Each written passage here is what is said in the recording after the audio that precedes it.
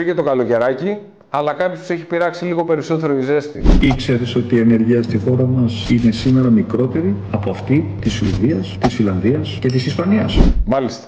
Για συνέχισε. Τον Απρίλιο είχαμε πολύ καλά νέα. Η ενέργεια έπεσε στο 8,3% φέτος από 10,8% που ήταν τον ίδιο μήνα πέρυσι. Στους νέους η ενέργεια έπεσε στο 20,4% από το 24%, ενώ στις γυναίκες έπεσε στο 10,8% από το 13,6% που ήταν πριν από ένα χρόνο.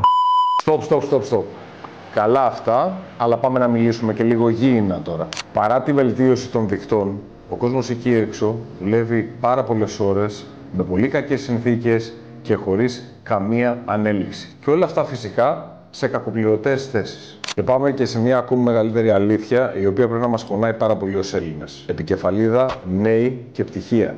Περισσότεροι νέοι λοιπόν είναι έξω με το που παίρνουν το πτυχίο τους, είτε είναι ένα μεταπτυχιακό, μετά ένα δεύτερο μεταπτυχιακό, ένα διδακτορικό πολλές φορές, εργάζονται στο οτιδήποτε άλλο πέραν της ειδικότητάς τους. Και όλα αυτά φυσικά είτε για να βγάλουν τα προστοζήν τους, είτε δυστυχώς για να φύγουν στο εξωτερικό. Και φυσικά να μην ξεχνάμε το εθνικό μας σπορ, τον τουρισμό, όπου ο εργασιακός μεσαίωνας κανονικοποιείται για να μην ρίξουμε φυσικά τη βαριά μας βιομηχανία.